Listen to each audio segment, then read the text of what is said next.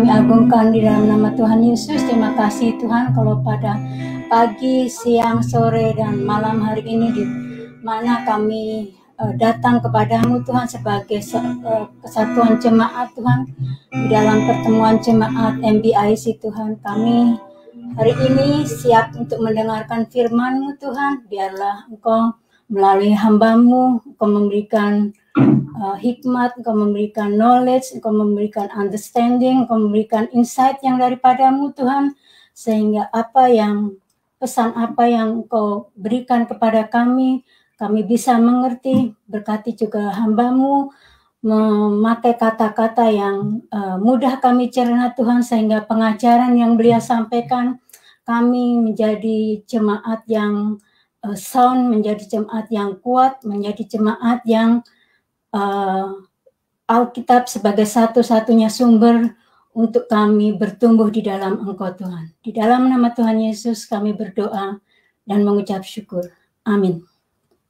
Puji Tuhan, saya serahkan kepada Pastor Wanda Dumais. Baik, puji Tuhan. Saya mau sampaikan dulu salam gereja Perjanjian Baru. Mari kita sama-sama katakan, Maranatha, Tuhan Yesus segera datang. Amin, puji Tuhan. Saudara yang dikasihi Tuhan, Sandy Koufax ya adalah seorang yang sangat terkenal di Amerika Serikat. Jadi Sandy Koufax ini sekarang umurnya 84 tahun. Masih hidup, segar bugar. Kalau Anda yang belum tahu, saya akan beritahukan dia. Siapa dia? Dia adalah salah seorang pemain atau atlet baseball yang sangat terkenal di Amerika, yang dikenal sebagai one of the greatest pitchers in the baseball history. Ya,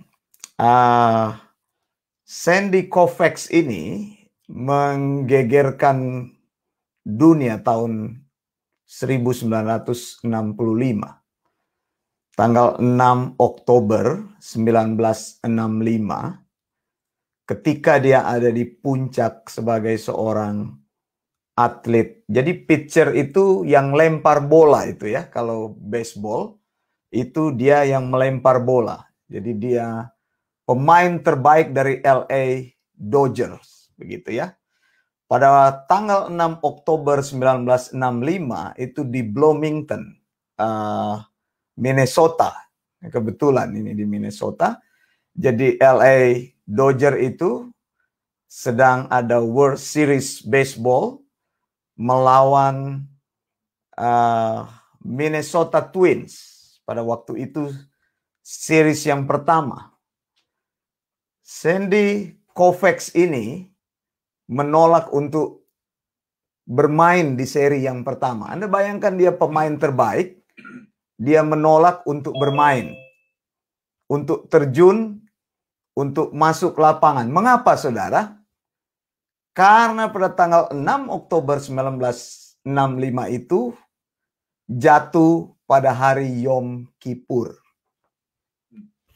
Gitu. Jadi saudara sudah tahu siapa dia. Dia adalah seorang Yahudi yang takut akan Tuhan. Begitu.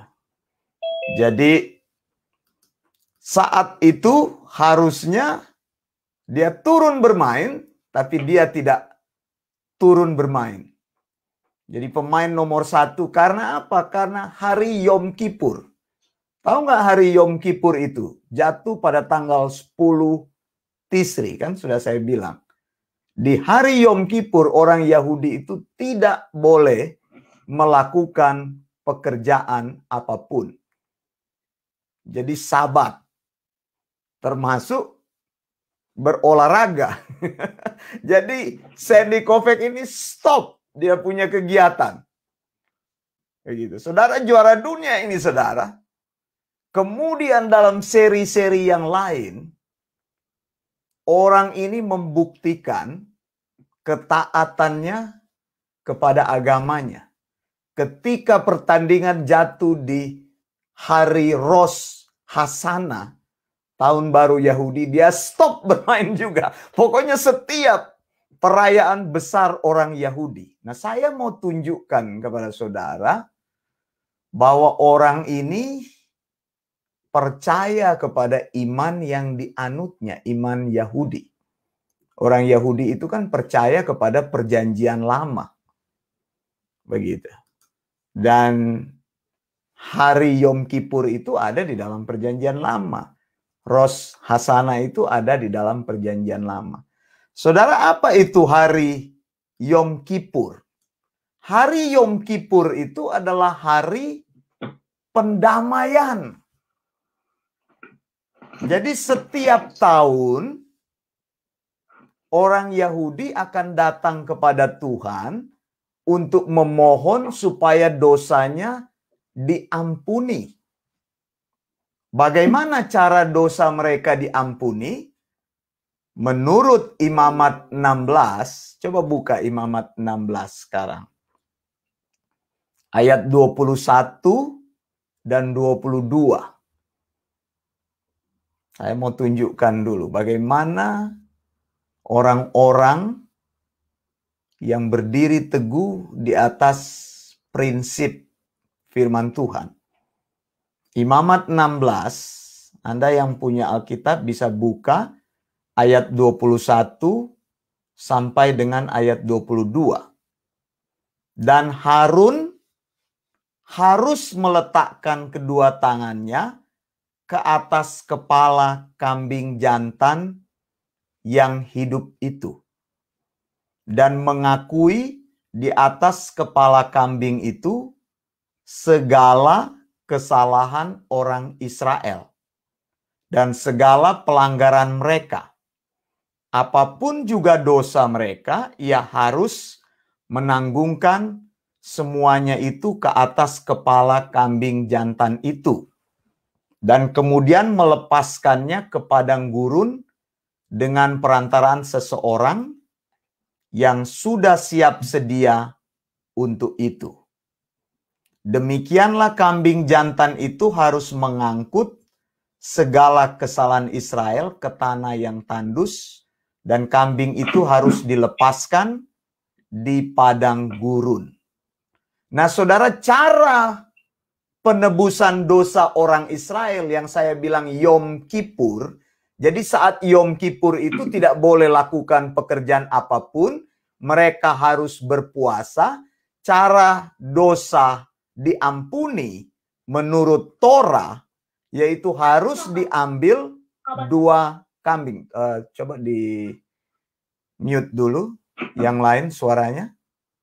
Boleh di mute?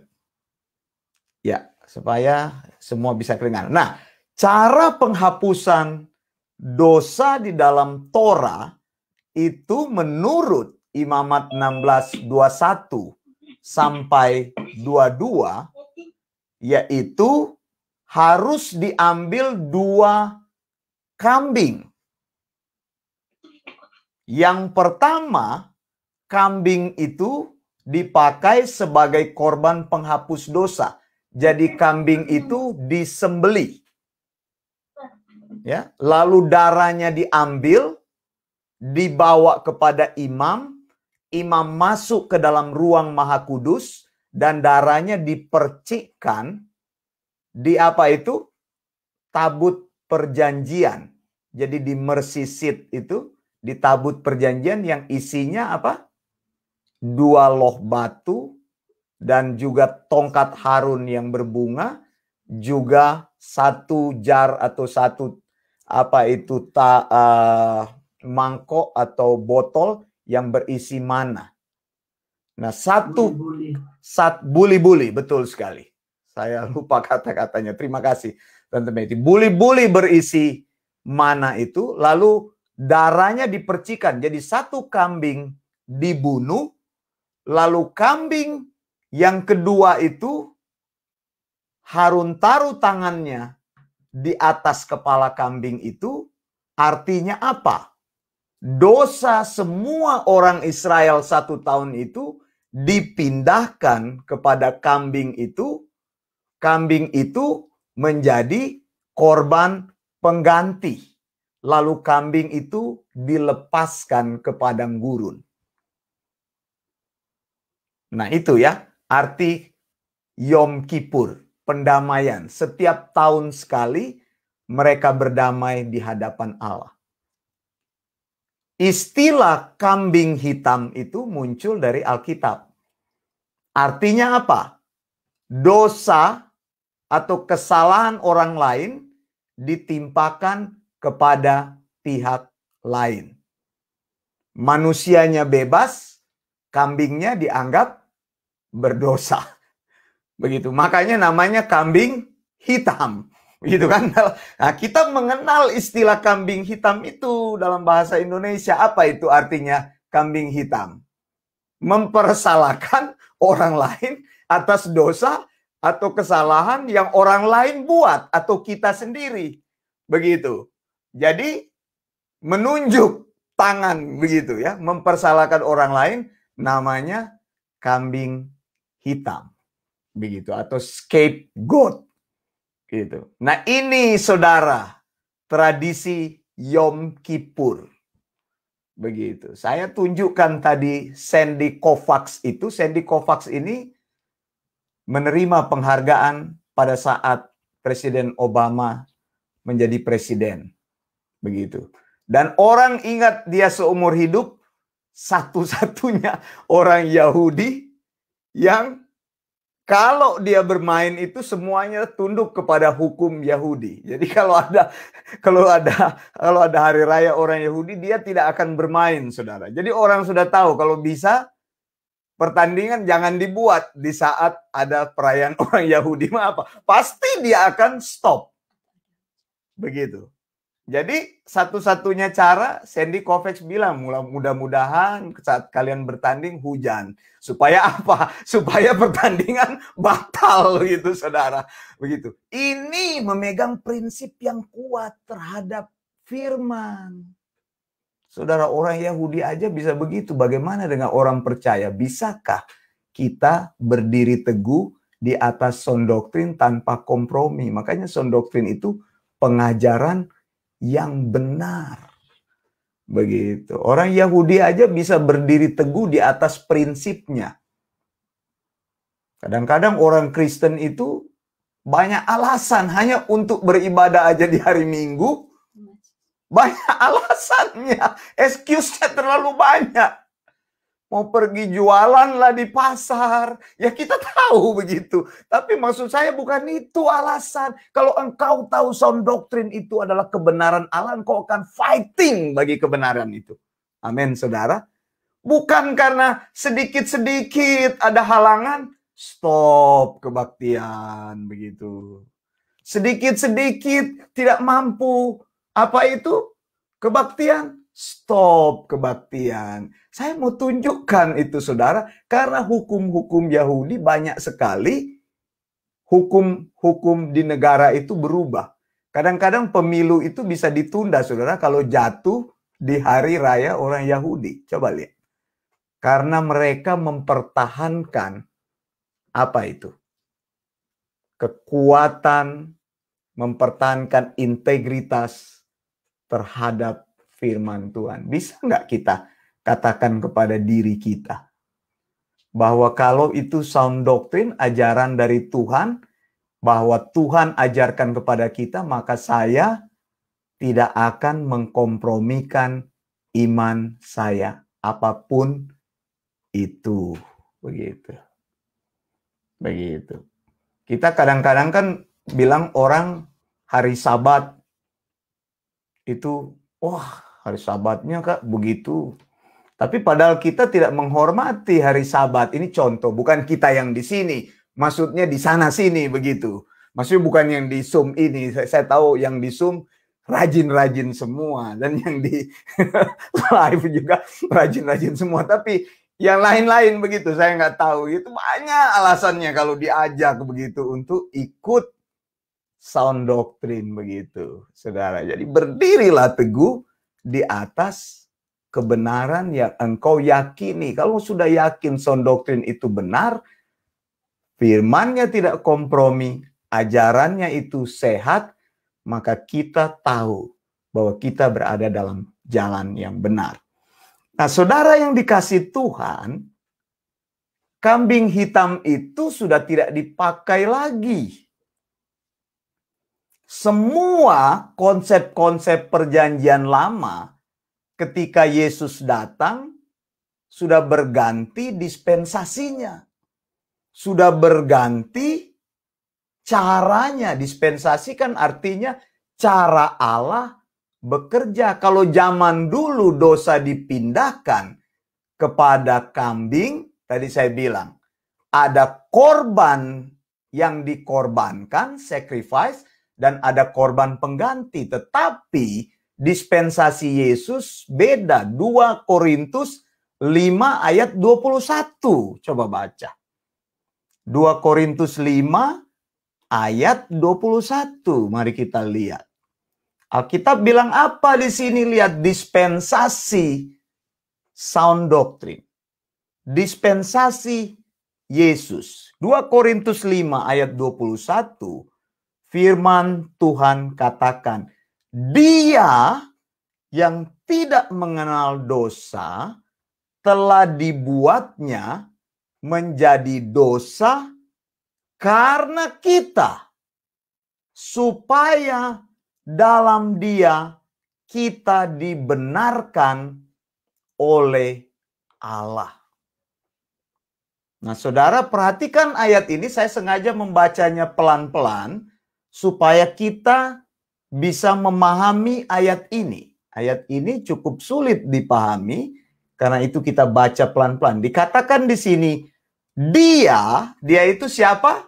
Yesus Kristus, ya kan? Kata dia ini menunjuk kepada Yesus Kristus. Yang tidak mengenal dosa telah dibuatnya. Katanya yang kedua ini siapa? Adalah Bapa, ya. Jadi ada dia Yesus dan ada dia Allah Bapa. Begitu, saudara. Jadi ada 2 pribadi Allah di sini. Kalau di dalam Yohanes 1 ayat 1, tadi pagi saya khotbah, atau tadi siang atau sore saya khotbah di Bible Independent Church BIC Sydney, Yohanes 1 ayat 1 kan bilang apa? Pada mulanya adalah firman. Firman itu bersama-sama dengan Allah. Jadi ada logos dan ada Allah. Logos pribadi yang berbeda, Allah pribadi yang berbeda. Begitu. Bisa mengerti nggak di sini? Jadi apa maksudnya? Ada 2 pribadi Allah yang berbeda, tetapi mereka ada dalam satu kesatuan. Nah, itulah Tritunggal. Kan Tritunggal 3 pribadi, tapi Yohanes sedang bicara 2 pribadi. Adalah logos, dikatakan firman. Pada mulanya logos. Logos itu bersama-sama dengan Allah. Begitu. Jadi ada logos dan ada Allah. 2 pribadi. Begitu. Keduanya ini berbeda, tetapi keduanya ini ada dalam kesatuan. Bukan 2 yang atau 3 pribadi yang berdiri sendiri, bukan. Tetapi 3 pribadi tetapi satu. Ya kan Tritunggal begitu kan, dalam satu Allah ada 3 pribadi.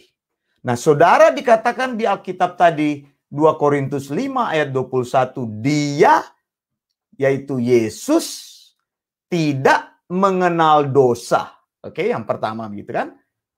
Telah dibuatnya. Katanya di sini siapa? Menunjuk kepada pribadi Allah. Nah, kalau kita telusuri ayat ini, kita pikirkan dengan baik. Mengapa kok Allah Bapa membuat Allah Anak mengenal dosa? Padahal Allah itu tidak berdosa. Betul ya? Kenapa dia yang tidak mengenal dosa dibuat menjadi mengenal dosa? Apakah begitu maksud Paulus? Coba renungkan kata-kata ini. 2 Korintus 5 ayat 21. Begitu. Apakah Yesus dijadikan berdosa oleh Allah Bapa?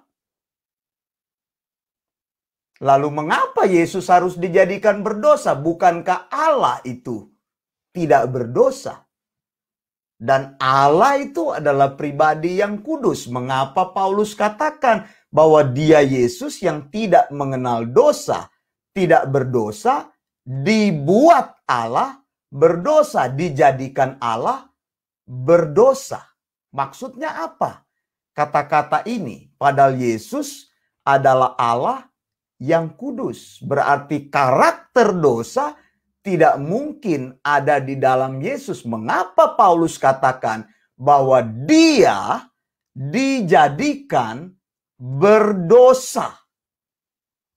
Kita renungkan kata-kata ini. Apakah Yesus berbuat dosa oleh karena dosa manusia? Bagaimana menurut saudara? Tidak.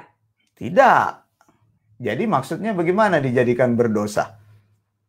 Dia menanggung dosa kita manusia.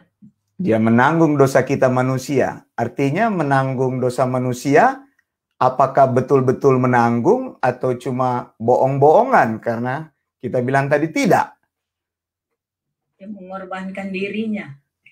Betul, dia mengorbankan dirinya. Faktanya memang Yesus dikatakan oleh Alkitab di sini dijadikan berdosa, dia mengorbankan dirinya. Nah, masalah ini perlu kita selidiki. Ketika Yesus mengorbankan dirinya di salib, sekarang kita perlu pikirkan kalimat ini dengan baik supaya kita bisa menjelaskannya dan kita bisa hidup di dalam kebenaran itu.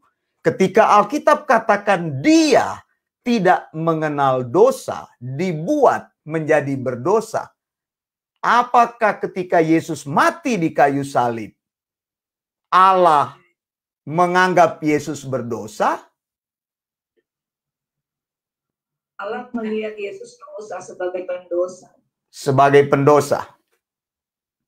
Jadi dosa itu dipindahkan ke Yesus gitu. Jadi Allah nggak melihat Yesus lagi, kebenaran Yesus itu dipindahkan ke manusia, sedangkan dosanya manusia dipindahkan ke Yesus. Jadi Allah nggak lihat Yesus lagi, Allah lihat dosanya itu. Makanya dia rela tingkan muka gitu saat itu.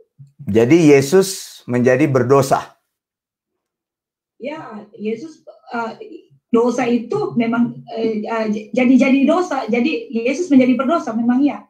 Yesus menjadi berdosa. Tadinya kan dia Tuhan, dia Allah, dia tidak berdosa. Tetapi karena dosa manusia dipindahkan ke dia.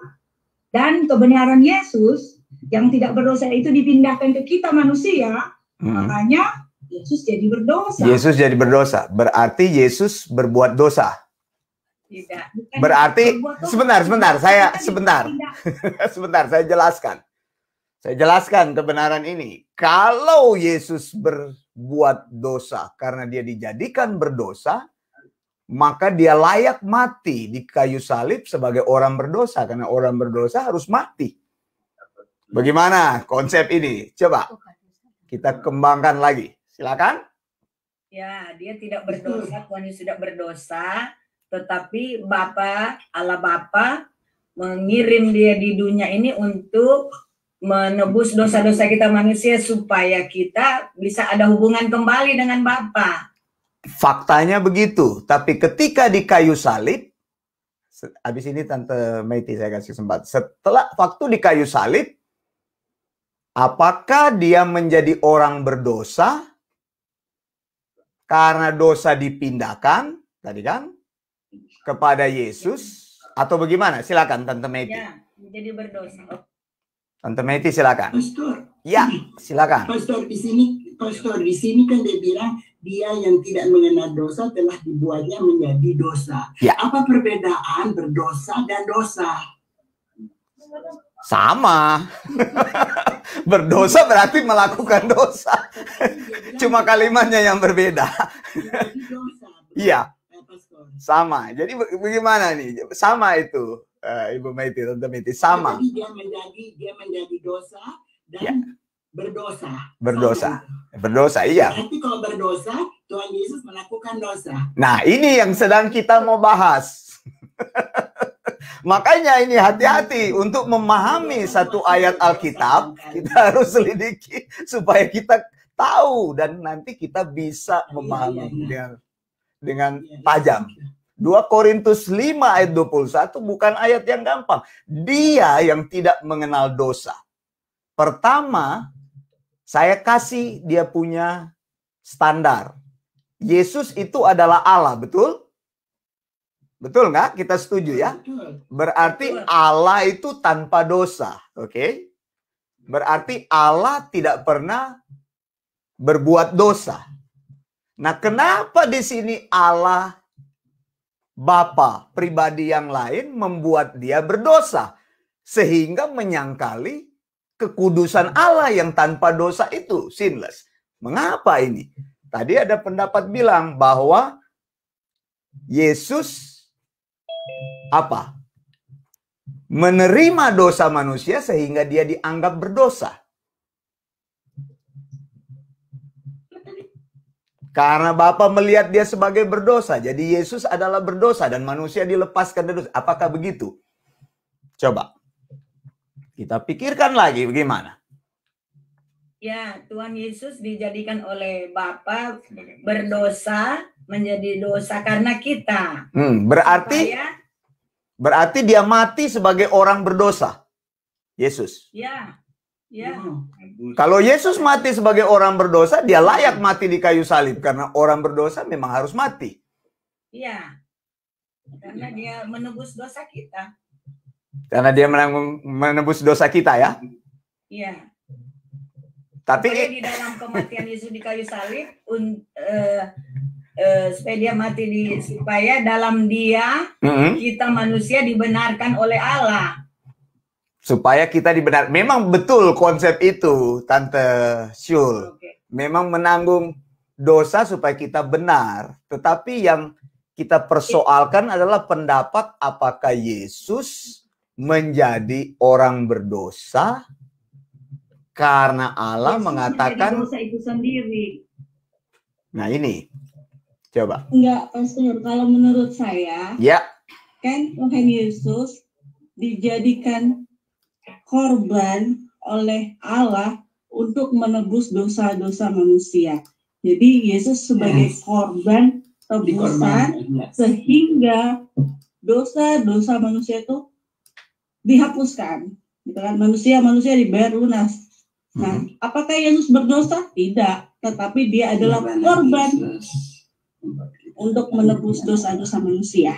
Tapi tanpa ada unsur dia berdosa.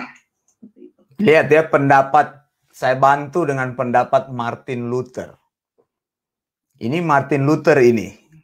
Sebagian pendapat Martin Luther saya gunakan. Dia adalah tokoh reformasi kan? Yang memakukan 95 tesis di gereja Wittenberg 31 Oktober 1517. Sehingga peta perjalanan gereja berubah. Karena Luther, kita ini menjadi orang yang beda dengan gereja Katolik begitu ya. Gereja terpisah karena Luther. Nah, Luther bilang begini, ini saya bantu. Kristus seharusnya menjadi pelanggar hukum terbesar. Pembunuh, pesina, pencuri, pemberontak, dan penghukuman yang pernah ada atau yang mungkin ada di dunia ini. Menurut Martin Luther, Yesus Kristus kehilangan sifat ketidakberdosaannya di Kalvari dan mati sebagai seorang pendosa. Ini Luther bilang loh, Luther yang bilang. Lalu murid-muridnya Luther ini, kelompok gereja Lutheran bilang begini. adalah Alkitabiah menurut mereka untuk mengatakan bahwa Allah memindahkan kesalahan manusia kepada ketidakberdosaan Kristus. Jadi Kristus yang tidak berdosa menjadi berdosa tadi. Jadi semua orang pesina lah, pemabuk lah, pembohong lah, apalagi pokoknya orang jahat manapun punya dosa dipindahkan. Lalu orang Presbiterian ngomong lagi begini, ketika Kristus mati di kayu salib, ia melanggar hukum Taurat. Meskipun ia tidak bersalah dari dirinya, ia secara teknis menjadi bersalah atas semua hukum Taurat. Kelihatan orang-orang ini menuduh Yesus. Kelihatan. Saya tidak tahu saudara setuju apa enggak. Kita akan menguji. Jadi menurut mereka Yesus itu kehilangan sifat ketidakberdosaannya ketika dia mati di kayu salib. Nah, tadi Tante Syul sudah singgung. Untuk menanggung dosa manusia, dia menjadi orang berdosa. Pendapat lain lagi ini dari Wayne Grudem. Saya kutip lagi. Ini ya, dia bilang hal yang lebih buruk dari kesakitan jasmani yang Yesus alami adalah rasa sakit secara psikologis yang terjadi karena berdosa atas dosa kita. Tuh, Yesus berdosa atas dosa kita. Allah menimpahkan, tadi Bu Marcella bilang, dosa-dosa kita kepada Kristus. Nah, ada lagi yang berkata seperti ini. Saya tampilkan lagi pendapat lagi. Dosa kita dipindahkan kepada Kristus karena itu ia menjadi seorang berdosa di kayu salib. Bagaimana menurut saudara? Saya sudah banyak kasih pendapat. Ini Luther, orang hebat yang bilang semua mereka Luther, Grudem, Presbiterian, sarjana-sarjana Lutheran tentu setuju dengan pendapat Luther. Tapi saya bilang ada tapinya. Saya bilang ada tapinya. Menurut saya pendapat mereka keliru. Mengapa? Kalau Kristus mati sebagai seorang berdosa, maka hukuman Kristus di kayu salib adalah hukuman yang benar. Seorang penjahat harus mati. Saya tidak setuju. Kenapa? Kalau mati berdosa, maka dia itu memang layak. Kristus adalah Allah yang kedua. Saya tentang pendapat tadi. Maka Allah tidak mungkin berbuat dosa dan jatuh dalam dosa. Pendapat ketiga yang saya tonjolkan. Kristus mati menanggung dosa meskipun dia bukan orang berdosa. Bagaimana? Sudah mulai jelas? Silakan. Pastor, silakan. Jadi di sini pengorbanan Yesus wafat di kayu salib untuk memperdamaikan kita dengan Allah. Betul. Salah itu? Betul, memperdamaikan kita dengan Allah itu betul. Yang kita setuju itu. Kita setuju. Yang menjadi persoalan adalah apakah Kristus menjadi berdosa atau bagaimana? Itu yang menjadi persoalan. Menurut saya tidak berdosa. Jadi Kristus itu menanggung akibat dosa itu. Jadi hukumannya ditanggung Yesus. Yesus tidak berdosa. Iya. Hukumannya ditanggung oleh Yesus. Untuk kita dibenarkan di dalam Yesus yang tidak berdosa itu. Betul. Jadi Oke, ada lagi siapa yang? Siapa? Ya, saya. Oh, oke. Ya. Ya, jadi kalau saya ingat firman Tuhan mengenai itu kasih Allah, karena begitu besar kasih Allah akan dunia ini, dia memberikan anaknya. Jadi kalau menurut saya, Yesus merelakan, jadi Allah di dalam Yesus, dia merelakan dirinya dijadikan kambing hitam. Karena kasih Allah kepada manusia, dia merelakan dirinya, bukan merelakan dirinya untuk menjadi kambing hitam karena kasih Allah. Sehingga jadi Yesus itu tidak pernah berdosa karena dia tidak mengenal dosa. Dan Yesus itu ya Allah sendiri, mana mungkin dosa bisa masuk ke dalam Yesus begitu. Jadi karena kasih Allah, rela menjadi kambing hitam untuk dosa-dosa manusia, untuk menyelamatkan kita. Jadi intinya ya kembali karena kasih Allah itu. Karena kasih Allah. Jadi, karena kasih Allah ya. Dia pendosa atau bukan? Ya, dia tidak berdosa. Maksudnya Yesus. Masalahnya di situ, bukan dikasih masalahnya. Berdosa. Dosa atau tidak? Manusia bukan, Yesus bukan menjadi manusia yang berdosa waktu disalibkan, bukan. Ya. Karena Yesus kan tidak pernah mengenal dosa. Terus Gitu. jadi apa jadinya? Ya, jadi dia jadi dia Dosa ditimpakan kepada Yesus. Jadi Yesus menjadi dia menanggung dosa itu. Jadi dosa itu. Ya. Yesus menanggung dosa kita, jadi mengorbankan dirinya di kayu salib untuk perdamaian kita dengan Allah. Oke. Tanpa Yesus, pengorbanan Yesus, kita tidak bisa ketemu dengan Allah nanti. Haleluya. Ini berarti jemaat MBIC ini hebat. Jadi pemahaman mengenai Yesus itu sudah mantap sekali. Ini saya sengaja melemparkan kasus ini untuk melihat. Ternyata luar biasa. Nah, di sini saya tunjukkan. Secara literal, Kristus tidak bisa menjadi berdosa. Betul. Karena dia Allah. Allah tidak pernah berbuat dosa dan tidak pernah kehilangan sifat ketidakberdosaannya. Ia seutuhnya tanpa dosa. Jadi ia menjadi persembahan korban karena dosa. Ya, pendapat lain ada yang berkata begini, meskipun Kristus tidak mengenal dosa, artinya ia tanpa dosa, namun Allah mengizinkan dia diperlakukan seolah-olah dia yang berdosa. Nah, buktinya apa? Buktinya ada, saudara. Buktinya ada. Pada waktu Yesus mati di kayu salib, apa yang Alkitab katakan? Waktu Yesus mati di kayu salib. Masih ingat? Waktu Yesus mati di kayu salib, Alkitab katakan begini, Matius 27 ayat 46. Matius 27 ayat 46 bilang, kira-kira jam 3 berserulah Yesus dengan suara nyaring. Eli, Eli, lama sabachthani. Artinya, Allahku, Allahku, mengapa engkau meninggalkan aku? Lalu Markus 15 ayat 34, pada jam 3 berserulah Yesus dengan suara nyaring, Eloi, Eloi, lama sabachthani, yang berarti Allahku, Allahku, mengapa engkau meninggalkan aku?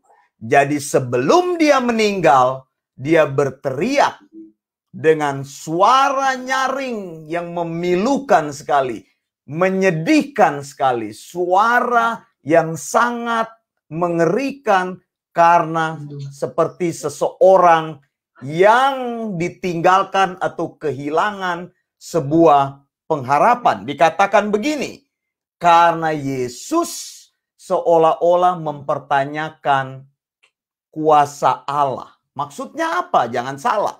Seolah-olah Allah tidak berkuasa menyelamatkan dia dari salib, sehingga Yesus bertanya, mengapa Allah tinggalkan dia? Seolah-olah Allah diam, membiarkan dia mati di tangan orang berdosa, sehingga Yesus memanggil Allah untuk menolong dia. Seolah-olah Allah tidak mampu mengeluarkan Yesus dari masalahnya, sehingga Yesus mempertanyakan kedaulatan Allah. Ketika Yesus berteriak keras sekali di kayu salib sebelum dia meninggal dan berkata, Allahku, Allahku, mengapa engkau meninggalkan aku? Artinya apa? Allah memang meninggalkan Yesus. Karena Yesus telah menjadi orang berdosa. Dianggap berdosa. Bisa jelas ini? Jadi Yesus dianggap berdosa saat mati di kayu salib. Allah melihat Yesus sebagai orang berdosa dan melihat engkau dan saya sebagai orang benar. Katakan amin. Amin, saudara. Jadi kita dilepaskan dari kuasa dosa dan Yesus dianggap sebagai orang berdosa sehingga dia berseru, ya Allahku, mengapa engkau meninggalkan aku? Karena Allah tidak mau melihat dosa dan tidak pernah ada dosa yang bisa diterima oleh Allah sekecil apapun. Kekudusan Allah itu berbeda dengan dosa. Bisa jelas sampai di sini? Jadi kita bersyukur, kita mengalami kebenaran, Yesus dianggap sebagai orang berdosa. Allah meninggalkan Yesus karena Allah melihat Yesus orang berdosa. Dosa semua manusia dipindahkan kepada Yesus. Begitu. Dianggap sebagai orang berdosa. Begitu. Itulah saat perpisahan yang paling mengerikan. Jadi saya mau bilang, kalau Anda masih mengizinkan dosa dalam hidupmu, engkau belum datang kepada Yesus, maka tidak ada jalan lain yang membuat engkau bisa diterima oleh Allah. Sampai sini jelas ya saudara ya. Amin saudara ya. Betapa berbahagianya kita. Kebenaran itu diimputasikan di dalam hidup kita. Jadi ada dua hal yang Yesus kerjakan tadi. Tadi kan saya sudah bilang kambing hitam itu. Yaitu kambing yang pertama dijadikan korban disembelih, lalu kambing yang kedua menjadi korban pengganti. Ketika Yesus mati di kayu salib, dua hal ini terjadi.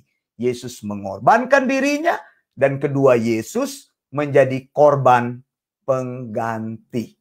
Jadi semua upacara-upacara perjanjian lama digenapi di dalam Yesus. Dan karena itu hari ini kita bisa ada di sini dan mengucap syukur. Ucapan syukur yang terbesar kita adalah apa? Tadi saya baru mengajar di kelas Wahyu.